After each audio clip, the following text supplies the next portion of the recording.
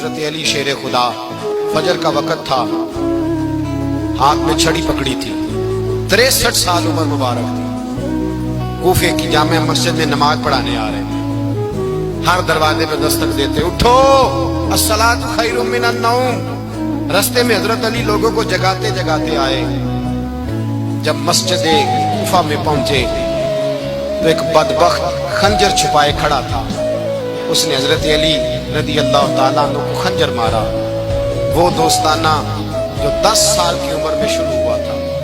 جب شیر خدا کو خنجر لگا تو پتہ لفظ کیا تھے؟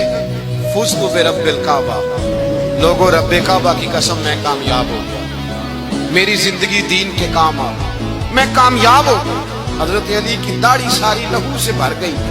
حضرت شیر خدا فرمایا کرتے تھے، ایک دفعہ میں بڑا بیمار ہوا، میرے سے اٹھ کے کھڑا نہیں ہوا جاتا تھا، حضور تیمارداری کرنے آئے تو میں نے کہا یا رسول اللہ پتہ نہیں بچوں گا کہ نہیں۔ حضور نے فرمایا علی نہیں، تو اس وقت دنیا سے جائے گا جب تیری داڑھی لہو سے رنگین ہو جائے گی۔ شیر خدا کہتے ہیں جب زخم لگا تو میں نے نیچے جھکا کر دیکھا تو داڑھی لہو سے بھری ہوئی ہے، میں نے کہا بس وہی کامیاب ہو گیا۔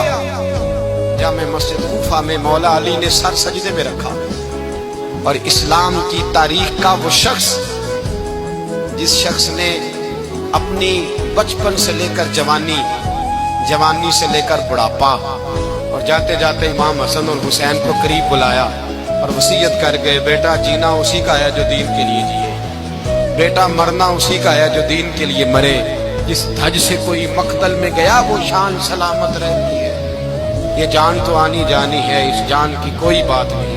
حضرت شیر خدا کرم اللہ تعالی وجہ الکریم خاتم الخلفاء تھے، ان پر خلافت اسلامیہ ختم ہوئی۔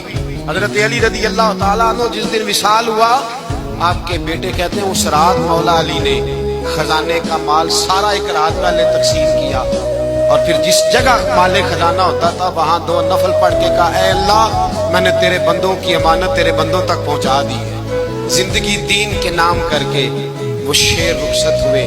21 رمضان المبارک کی شام ڈھلی تو حضرت علی المرتضیٰ شیر خدا رخصت ہوئے۔